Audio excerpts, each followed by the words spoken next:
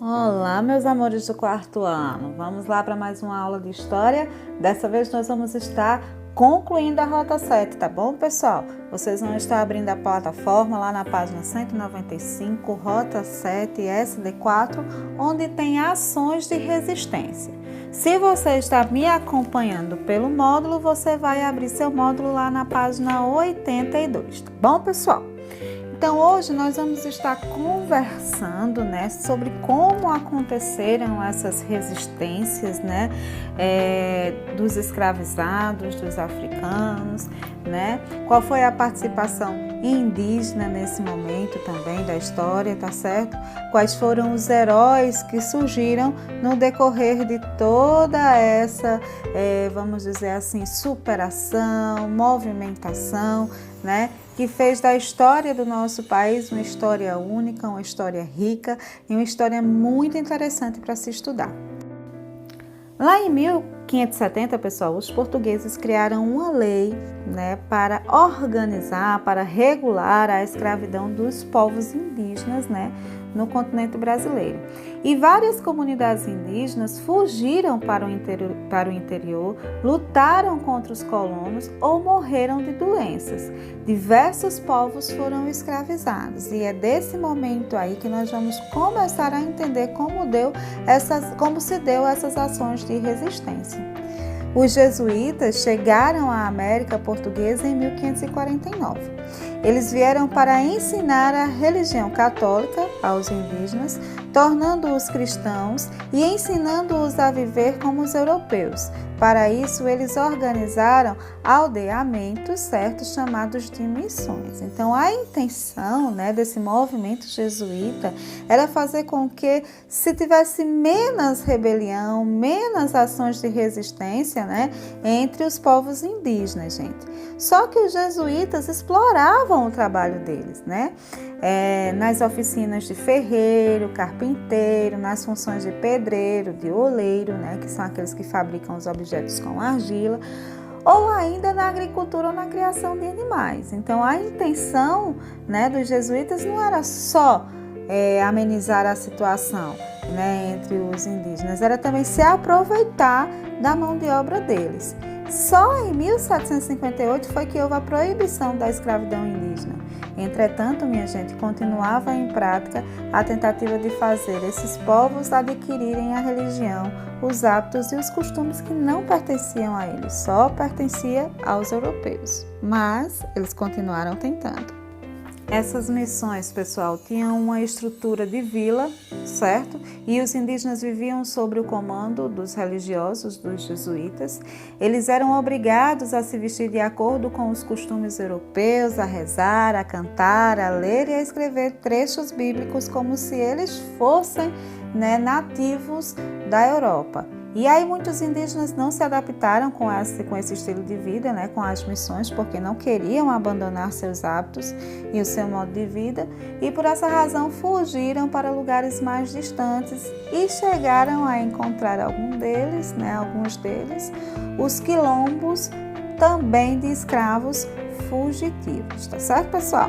Dá uma olhadinha nessa imagem que eu vou colocar aí para vocês, que ela está presente lá na plataforma, na página 197. Observa direitinho e pensa comigo. O que a imagem representa para vocês? O que é que vocês acham que essa imagem aí está querendo mostrar?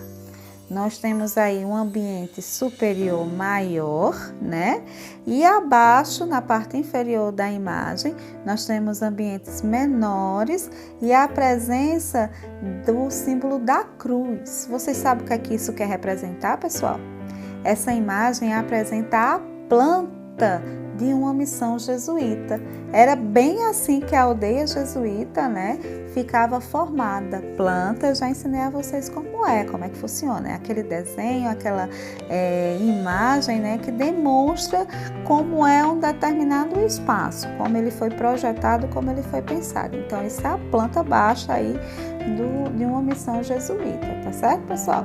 Deixa eu fazer outra pergunta para vocês a respeito dessa imagem. Vocês sabem me dizer, pessoal, quem construía esse tipo de lugar aí que essa planta mostra pra gente?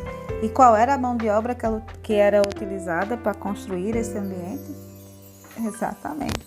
Se você respondeu que quem construía esse tipo de lugar, ou seja, quem tinha a ideia, primeiro isso, quem tinha a ideia eram os jesuítas, você acertou. E quem construía, quem ia pegar no pesado, no batente, né, para construir o que o jesuíta, né, idealizava, era justamente os indígenas.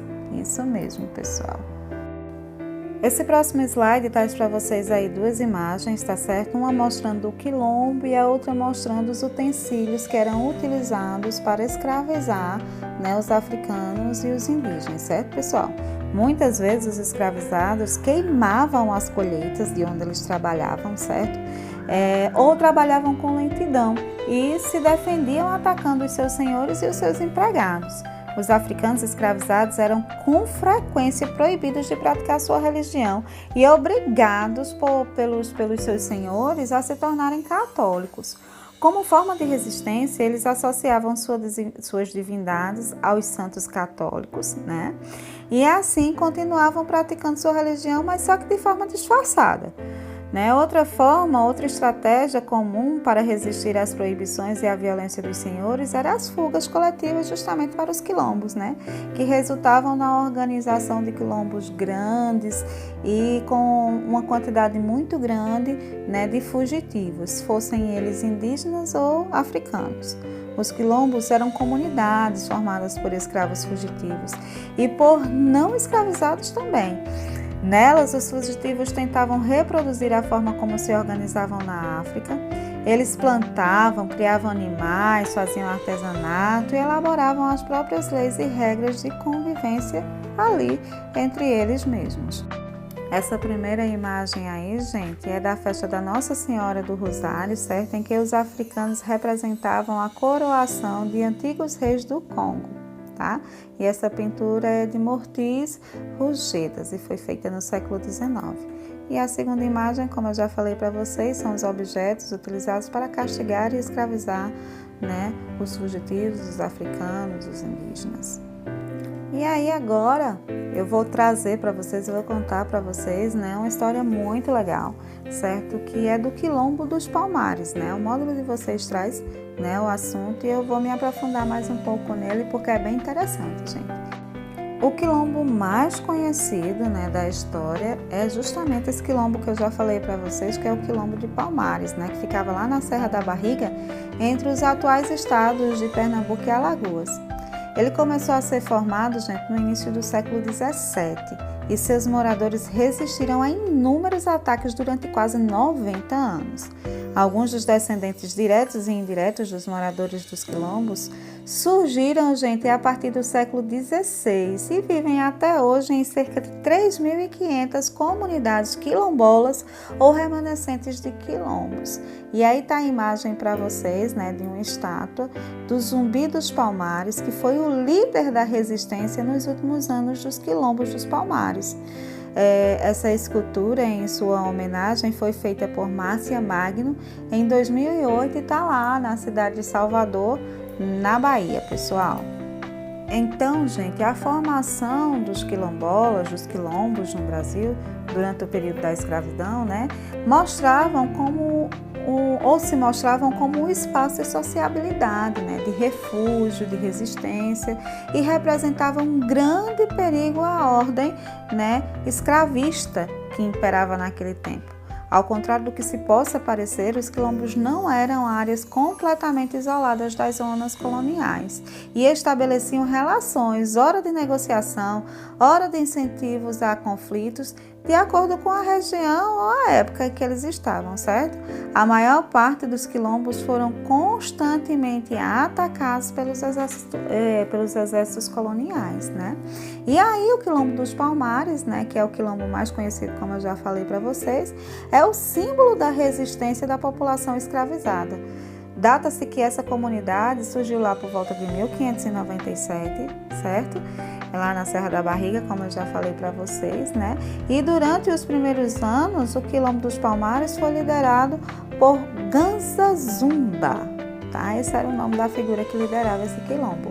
Em 675, tropas portuguesas tentaram invadir o Quilombo dos Palmares e Zumbi, sobrinho de Canga Zumba, ganhou notoriedade lutando bravamente pela defesa do território, né, e pela sua resistência.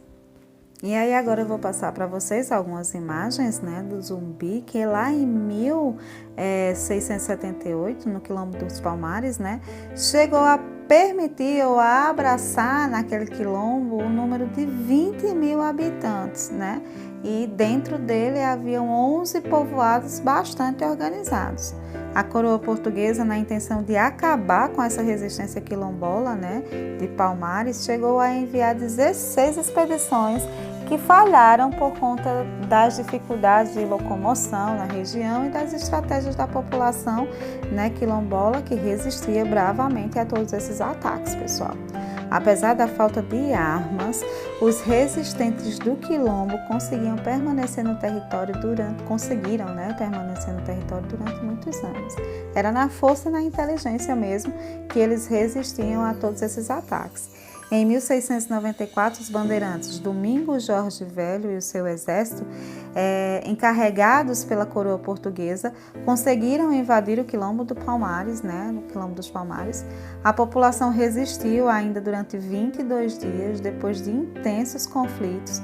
Zumbi fugiu e se escondeu até que foi encontrado, capturado e morto no dia 20 de novembro de 1695. É uma história, né? Uma história interessantíssima, né? Que unida a outras histórias faz com que o que a gente conhece do povo brasileiro se torne cada vez mais interessante. E aí, meu povo lindo, muitos dos quilombos permaneceram ativos mesmo após o fim da escravidão. Com a intenção efetiva da população recém-liberta naquela época, né, na sociedade livre, foi um processo demorado e repleto de entraves.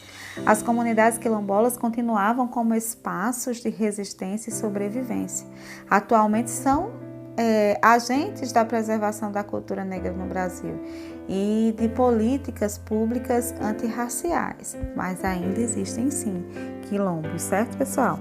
Em novembro de 2003, as comunidades quilombolas brasileiras foram contempladas com um decreto de número 4.887, que determina a delimitação e reconhecimento dos seus territórios, que passaram a ser amparados pelas leis nacionais. E tudo isso nós agradecemos, ou eles agradecem, né? Nós agradecemos aos resistentes lá da época colonial, como o Zumbi dos Palmares.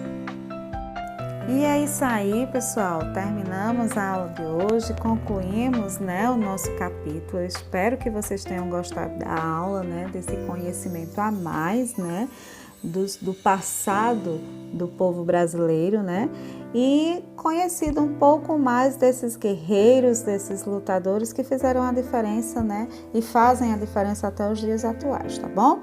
Lá na agenda, como de costume, vai ter atividadezinha para vocês fazerem, tá bom? Não deixem de fazer. Eu espero que esteja tudo em dia, tudo direitinho, hein? Nossa volta tá mais próxima do que o que a gente imagina, hein, pessoal? Então, se não tá ainda com suas atividades em dia, corre, bota tudo em dia, vai na plataforma, se esforça mais um pouquinho e bota tudo em dia, que para quando a gente voltar, Tia Santa pegando os caderninhos de vocês e dando as notas qualitativas junto, claro, com tudo que Tia Santa está anotando que vocês estão fazendo lá na plataforma. Tá bom, pessoal? Um beijo grande para vocês. Vou deixar um videozinho aqui no final sobre o Zumbi dos Palmares para vocês assistirem, tá bom? Beijo e até a próxima aula. Tchau, tchau!